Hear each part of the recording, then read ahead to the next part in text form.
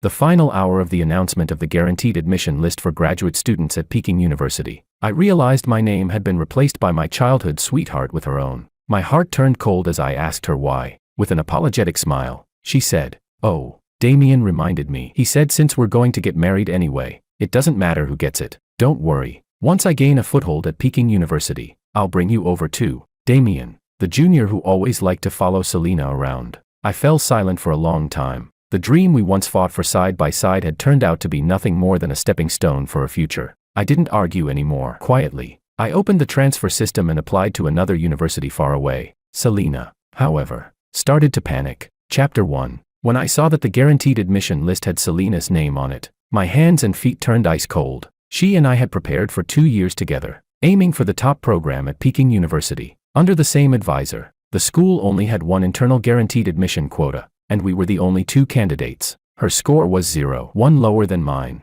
and her comprehensive evaluation was also slightly worse. That quota should have been mine. I called the college office to confirm while dialing Selena's number at the same time. The teacher in the office spoke with regret, saying the documents had already been submitted and couldn't be changed. Selena answered my call. Her voice carried a hint of laughter. "What's wrong, Oscar? Did you see the list? I wanted to give you a surprise." "Oh, I forgot to tell you." Damien reminded me. "He said we're family, so it doesn't matter who goes. A girl needs a better starting point to prove herself. Don't overthink it. Tomorrow is the real deadline. This quota belongs to both of us." Selena's explanation was simple, as if she were talking about something trivial. I stared at the name Selena on the screen, unable to say a single word, but still, I asked her, "So, do you think I'm supposed to be happy about this? Why are you being so emotional again?" Selena countered, "Is that necessary? If I succeed, it means we succeed. This is just a matter of procedure." I gripped my phone tightly and then loosened my hold, my voice dry. "If I don't agree, what you did is theft. It's academic misconduct. I could even report you." Selena's tone suddenly grew heavier, carrying reproach. "Oscar, I realize you're a very selfish person. It's just one quota, and you'd report me for it. When will you ever put away that ridiculous pride of yours?" Her voice grew colder and colder. "I already explained. Damien sees me as his sister, and he's doing this for us. For us. He helped you make a decision. So what? If you want to report, then report him too." Chapter 2. On the other end of the phone, there was nothing but a busy tone. Selena had hung up. I sat on the chair in the dormitory, my mind completely blank. Selena and I had known each other for 18 years. From kindergarten to university, we had hardly ever been apart. My memories were filled with her. When we were 8, she split her only piece of bread with me, saying that girls should give way to boys. At 18, she stood downstairs at my home waving her college admission letter and shouted, "Oscar, we're at the same school again." For 18 years, I had grown used to everything about her. Everyone said we would get married right after graduation. So, in my plans for the future, there was only her. But now, one person was headed to Peking University, and the other stayed behind. Between us lay an unbridgeable quota, and a Damien. I could report her, voiding the quota, making it so neither of us could go. But I felt too tired inside, without even the strength to open the reporting website. After staring blankly for half an hour, my roommate called me, saying someone was looking for me. I walked out of the dorm building and saw Damien standing under a tree in a white shirt. He jogged over, concern written on his face. "Oscar, I just talked to Selena on the phone. She's in a bad mood and asked me to explain things to you. Is now a good time?" Damien got straight to the point. His voice was soft, yet it carried an unmistakable trace of smugness. This whole year, he had been like this with me, caring, considerate, yet secretly showing off. And now, here he was again. I looked at him coldly, unable to understand why Selena would be fooled by someone like him. In fact, at first Selena found him annoying, thinking his intentions weren't pure, until one time, when Selena stayed up 3 nights in a row to finish a project report and collapsed in the library. I was just about to go buy medicine when Damien appeared with a bowl of porridge he had cooked himself, feeding it to her spoon by spoon. After that, the way Selena looked at him changed. Although she later rejected Damien's confession, she no longer resisted his presence. In the end, Damien decided to call Selena his sister. The whole college knew Selena had gained a considerate little brother, and I had gained a nickname, Prince Consort. Many people joked about it. Even Selena laughed, but she would rub my hair and reassure me, "Don't listen to their nonsense. You will always be my one and only." Chapter 3. Am I still the only one now?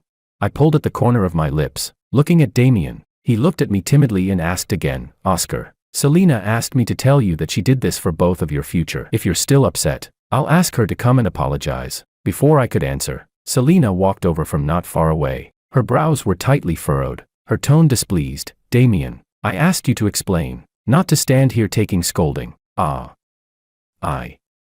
I was just afraid Oscar would misunderstand you, so I wanted to say a few words. Damien was flustered, his eyes suddenly welling up red. Selena's expression softened as she reached out and touched his hair. Silly boy, what's there to explain to him? The decision I made, I'll take responsibility for it. But Damien lowered his head, his shoulders trembling slightly, putting on a pitiful display. Selena then glanced at me with a trace of dissatisfaction. Look how much Damien cares about us. And you don't even have this much vision. Pathetic. She always believed that taking away my quota was for the sake of our shared future. If I got angry, it meant I was narrow-minded. It meant I was selfish. Why was it my fault? I pointed at Damien. He cares about us. In our entire senior year, how much trouble has he caused? Pretending to deliver you notes, sneaking into our apartment, drinking from my cup, wearing my slippers, always playing innocent, shamelessly clinging to you and calling you his sister, as if he's acting in some cheesy drama. On the surface, he calls me brother. Behind my back, he tells others I don't deserve you. Just seeing him makes me sick. With every sentence I spoke, Damien's face grew paler. In the end, he lowered his head, his whole body trembling, tears streaming down his face. Selena glared at me, her face dark. Have you said enough? Since when did you become so harsh? Or is it that you really want mutual destruction? My heart skipped a beat. So even Selena could use those words to threaten me. What she meant was, if you dare report me, then we'll both go down together. I lifted my head and stared at Selena for a long time. It was as if I were looking back at the 18 years we had shared. Selena met my gaze for a moment, her eyes flickering, and her expression softened slightly. I knew her. We knew each other too well. One glance and we could tell what the other was thinking. Those 18 years, I had been with her through every day and night. When she was sick, I stayed awake all night by her bedside to make her favorite sweet and sour ribs. I burned blisters across my hand. Every weekend, she leaned on my shoulder as we planned our future together. We had never been apart, never willing to reproach each other. But this time, Selena was different. Even though she softened a little, she still chose to defend Damien. Damien meant well. If you apologize to him, we'll put this behind us. In an instant, those 18 years of the past felt like they had been crushed into fragments. I no longer looked at her. Instead, I smiled faintly. No. The softness on Selena's face turned dark again. Oscar, you're testing my patience. Since when did Selena need patience with me? Oh, I had forgotten. She did have patience. Her patience used to be for comforting me, never letting me suffer the slightest grievance. Unfortunately, her patience was far too flexible. Now, it was reserved for Damien. Suddenly, it all felt meaningless. I turned around and walked away. Do as you please. Selena clenched her fists, then turned away with the crying Damien. Chapter 4. I returned to the dormitory and opened my computer again. I didn't report her. Instead, I opened the graduate admissions transfer system. Now was the golden time for transfers. Every minute later meant one less good school and one less good program. I had only one night. I had to make a choice. I gave up on all the universities in the East and turned my eyes to the far West. In the end, I filled out an application for Northwest University, a place 3,000 kilometers away from home. At the moment I submitted the application, I felt surprisingly calm. So, not being in the same city as Selena, turned out it wasn't such a big deal. After closing my computer, my best friend Ryan called me on video, his face full of anger. Oscar, guess what I just saw on the school forum? A post by Selena and Damien. They're celebrating their guaranteed admission success, thanking their families for support and understanding, with a picture of Damien leaning on Selena's shoulder. Ryan sent me the screenshot. I saw Selena. She and Damien were smiling happily on the screen. Underneath the post, many people were sending blessings. Selena is awesome. Peking University is waiting for you. Damien is so handsome. Selena is so beautiful. When will you two make it official? Prince Consort got dumped, didn't he? Ha ha ha. Then a sleazy comment popped up. Selena's amazing. Left arm Oscar, right arm Damien. Either she brings Oscar along, or she sleeps with Damien. Ha ha. The love triangle showdown is coming. The classmates were having a wild party online. Damien pouted and replied in the comments with a shy emoji. Selena didn't reply, but she called me. When I answered, Selena's voice was low. I've calmed down now. My attitude was bad earlier. Come over. Let's have dinner together. Apologize to Damien, and I'll delete the post. I didn't speak. Selena frowned. Say something. Is it that hard to apologize? It's not hard. It's impossible. Forever impossible. Just like I could never go to Peking University again. Fine. Keep being stubborn if you dare. Selena's temper flared. I'm going to celebrate with Damien. Do you know what we're going to do? I didn't answer. I just hung up. Ryan called me again on video. On the screen, he seemed to be inside a karaoke box. He said, "They're here celebrating with a whole group of people. Everyone's egging Selena on to kiss Damien." Selena smashed a wine glass, and the room instantly went silent. Damien, in tears, "Selena, stop, don't be mad." "Who said stop?"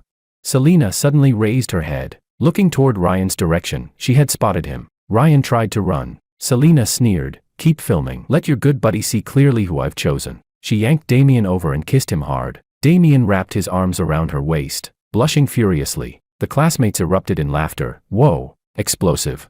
My heart tightened again, as if a hand had gripped it, choking the oxygen out in an instant. But then, like the wind, the hand let go. I hung up the video and calmly walked downstairs. "Auntie, please pack me a bowl of spicy beef ramen to go." I didn't know if I would get used to the flavors of the West. Chapter 5. I knew adapting to a new environment would be easy. Taste was only one part of it. The bigger challenge was the psychological gap. So, the next day, I asked Ryan out, and we went to the best restaurant in the city for dinner. Ryan was surprised. "After everything Selena did yesterday, you're still in the mood to eat?"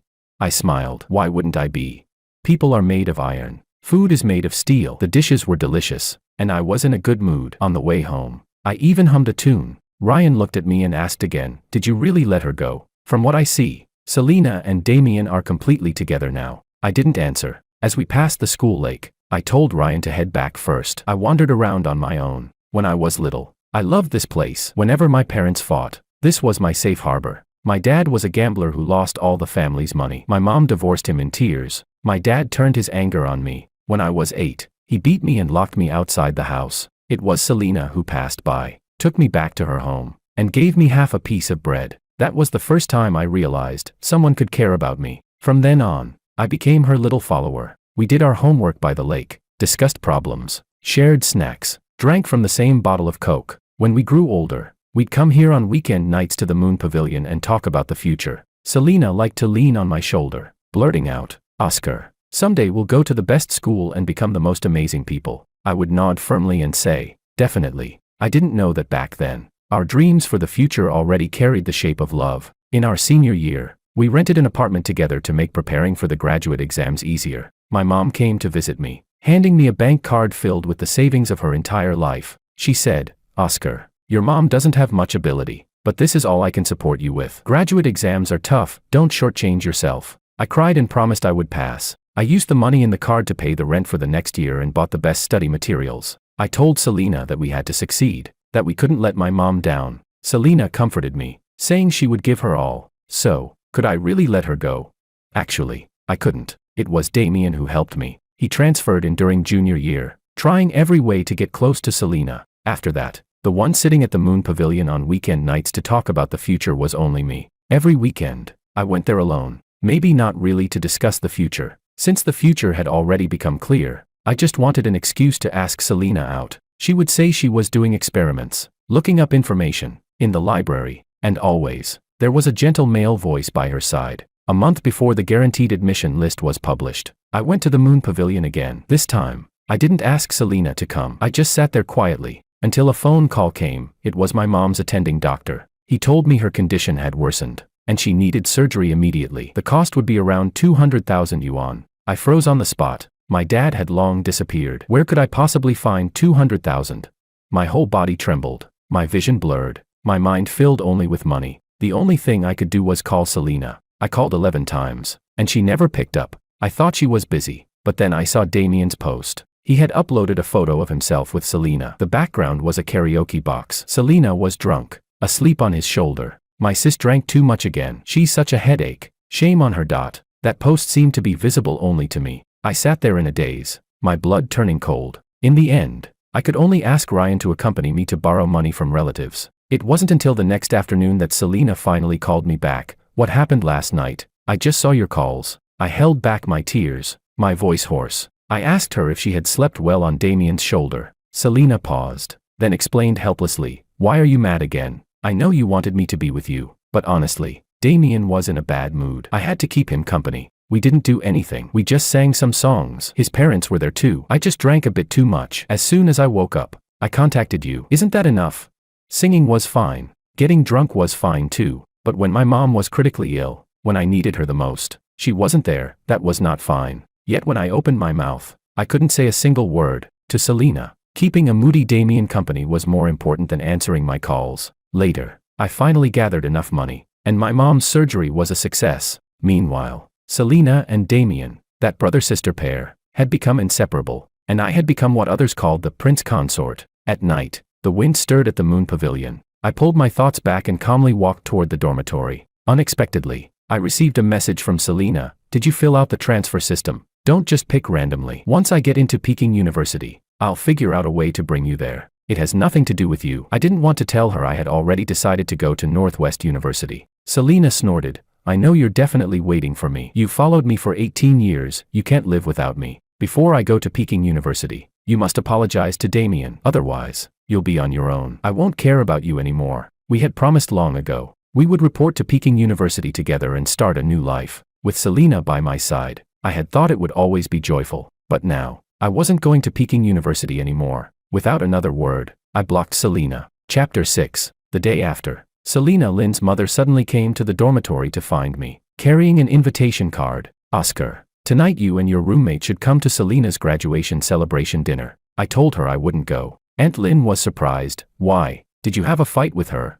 I said I didn't have time. I had plans with friends tonight. Then just bring your friends along. The more people, the merrier. Don't be so distant. Aunt Lynn smiled widely, and my roommate had already nodded in agreement. Reluctantly, I had no choice but to attend Selena's graduation dinner that evening. I was puzzled as to why Selena was only holding her graduation celebration at this time. When I arrived, I understood. It was because of Damien. Damien, dressed in a suit, was greeting guests at the entrance of the restaurant, smiling from ear to ear. When he saw me, he enthusiastically grabbed my hand. Oscar, you're here. Come on in. We've booked the whole place today. He smiled and explained, today's my birthday celebration. I was afraid it wouldn't be lively enough, so I asked Selena to move her graduation dinner to today. It turned out it was 2 celebrations in one. No wonder it was so lively. I nodded, acknowledging it. Damien beamed, his joy impossible to hide. After the banquet started, Ryan and I found a corner and sat down, not concerned with the others, but Selena found her way over. She looked helpless, with a hint of irritation in her voice. Oscar, go sit at the main table. What are you hiding here for? I said I wouldn't go, and that I'd be leaving soon. Selena took a deep breath, her brows furrowed. Oscar, stop acting out. I've let you block me for 2 weeks, and you're still not satisfied. I shook my head. Selena gritted her teeth. When have we ever not sat together at a banquet? Are you really going to throw a tantrum over something so trivial?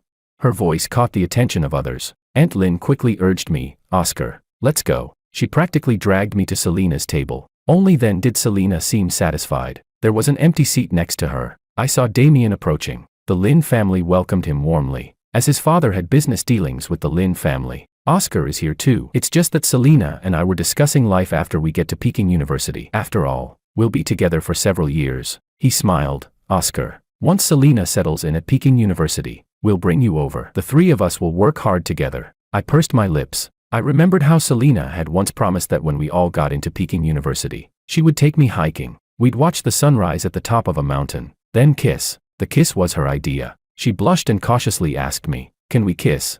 I almost laughed, but my ears turned red too. It was silly. Really, after knowing each other for 18 years, why did we still blush and get nervous just saying the word kiss? But unfortunately, that was in the past. Now, I felt no heartbeat quickening. I only felt absurdity. Because that night in the karaoke room, Selena kissed Damien. You two go ahead and plan things. I'm a bit busy. I calmly rejected them. Damien's eyes visibly brightened, and his smile stretched all the way to his ears. But Selena froze for a moment, then grabbed my hand under the table. I lifted my hand to grab some food. I'm so hungry. I won't be polite. After the banquet, I went to the restroom. Selena followed me in and grabbed my hand fiercely. Oscar, what's your problem? It's nothing. I shook off her hand. Selena, furious yet smiling, said, how long are you going to keep this up? The guaranteed admission quota. Once I get there, I'll figure out how to bring you too. What are you so anxious about? I asked Damien, and he said it's for your own good. He's worried you'll struggle studying outside alone. He said he'll take care of you, so we can all feel reassured. Really?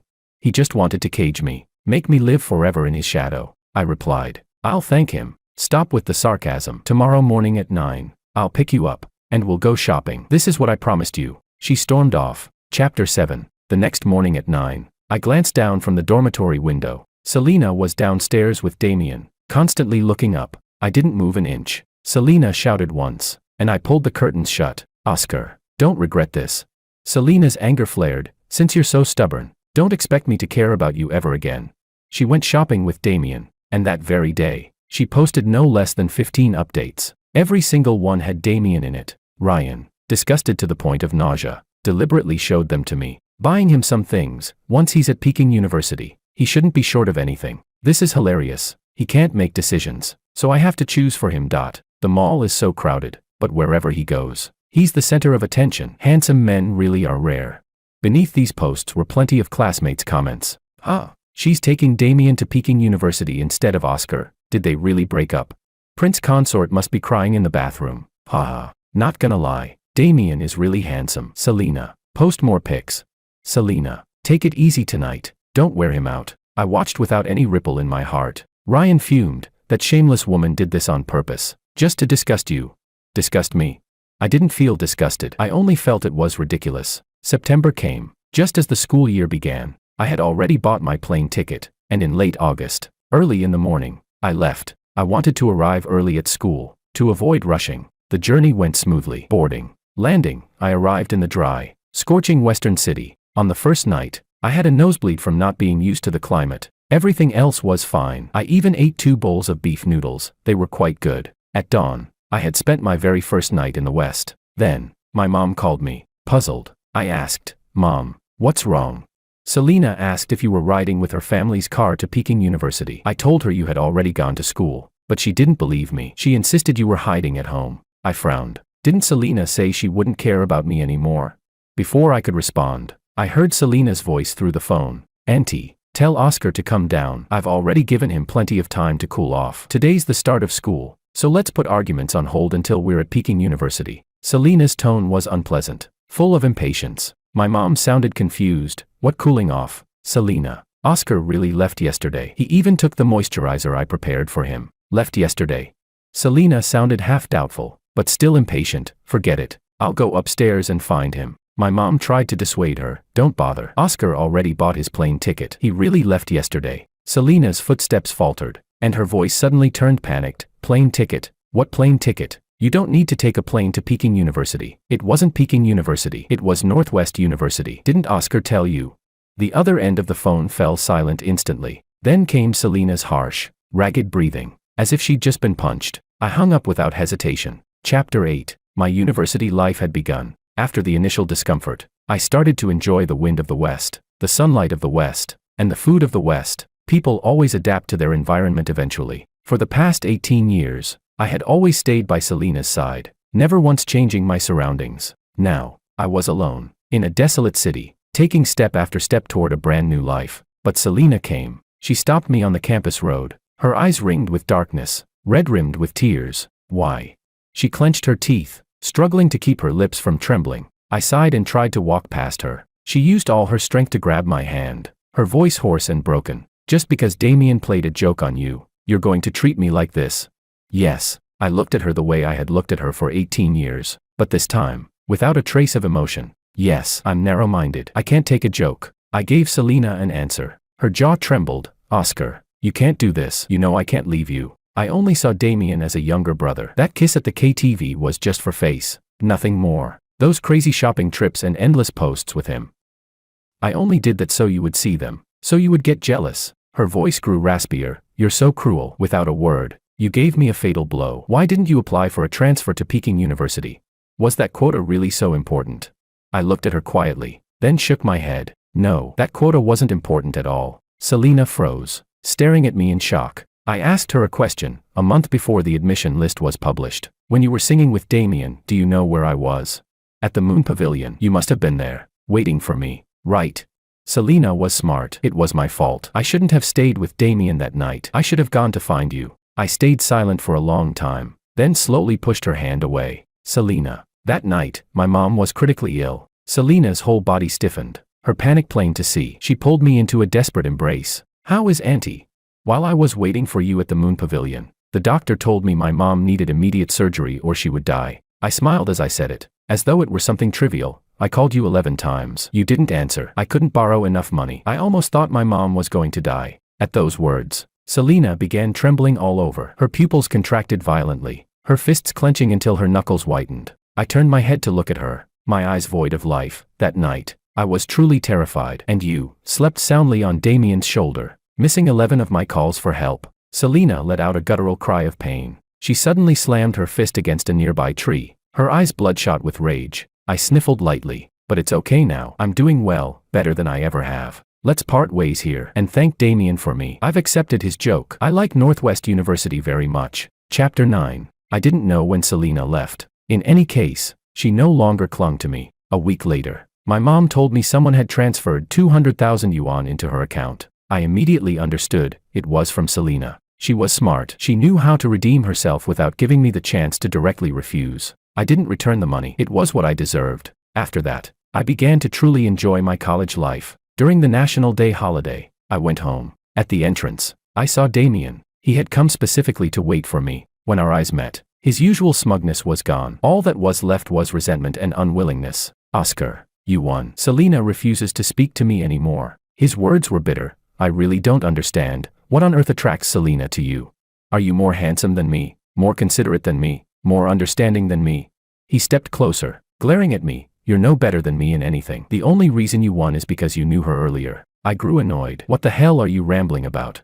Damien froze, then sneered. "You're so proud of yourself. But too bad, you went to Northwest University. I can take the exams for Peking University. So what if she loves you? A distance of 3,000 kilometers is enough to destroy everything. And I'm right here, close at hand. Who knows who will win in the end?" He was declaring war. I was irritated just hearing him. Turning away, I said, "She's yours. Go open a hotel room with her. The bill's on me." Damien was stunned again, and from the shadows around the corner, a thin figure emerged. Selena. Her hair was messy, her eyes lifeless, without a trace of the campus goddess she once was. I calmed myself, looking at her steadily. Damien panicked, fumbling to fix his hair while forcing a smile. "Selena, you're here too." I was just passing by. "Get out." Selena's voice was low, repressed. Tears welled up in Damien's eyes. Crying, he tried to embrace her. "Selena, I'm sorry. I shouldn't have come to Oscar on my own, but I couldn't help it. Why am I not good enough for you? Why?" I said, "Get out." Chapter 10. Damien walked away, broken and lost. Selena stared at me, unable to speak for a long time. I simply turned back toward the house, and only then did she speak. "Oscar, I've decided to drop out and retake the graduate exams. I want to apply to Northwest University." I stayed silent. Selena forced a smile. "I know I made a huge mistake, so I plan to spend a year redeeming myself. Wait for me at Northwest University. I will come to find you." She spoke with sincerity, as if she were making a solemn vow, but I didn't need her vows. I remained silent. Selena grew anxious. "Oscar, give me a chance. I really can't live without you. 1 year from now, I'll come find you. Let's start over." "Okay."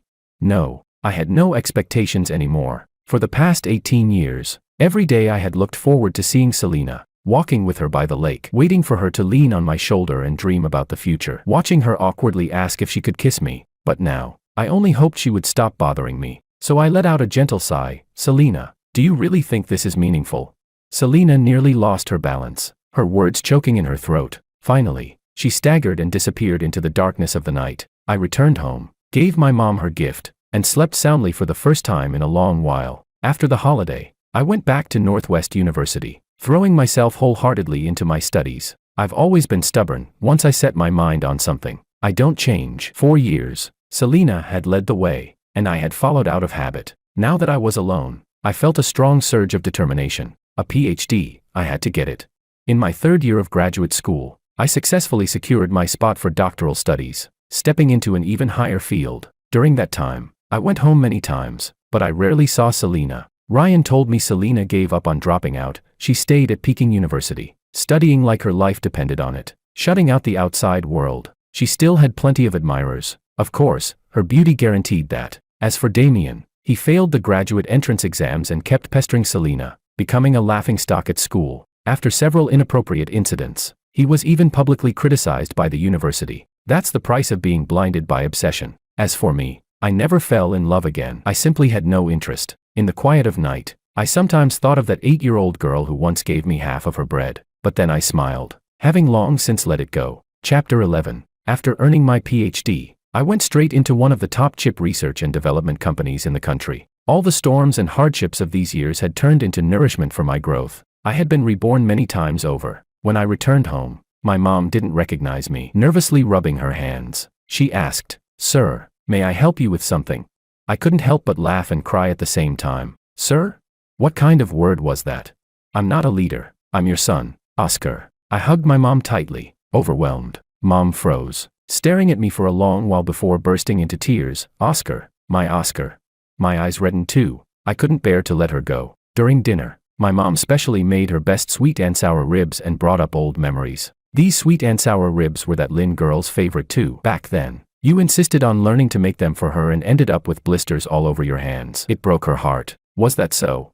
My memory was a little hazy now. I had even almost forgotten what Selena Lynn looked like. Mom continued speaking to herself. "Just yesterday I saw that girl. She was staring up at your window. Almost got hit by a car." I also heard from her mom that she started her own company. "She's a real career woman now, well suited for you." Here it came, the marriage talk. I raised my hand to stop her, suddenly losing my appetite for the sweet and sour ribs. Parents are like that, always eager to push marriage. I found an excuse to wander around my now strange hometown. The roads were wider, the streetlights brighter, the old neighborhoods renovated. Only the school lake remained unchanged. I walked a circle around the lake and saw someone sitting on a bench not far away. She was slender, dressed in a black suit, with a can of beer beside her. She looked both sharp and exhausted. She was completely out of place in the park, like a corporate CEO sitting at a street food stall. Many people nearby were glancing at her, especially the men out for a walk, their eyes full of curiosity. I stopped, feeling a twinge of emotion. "Selena, it's been a long time."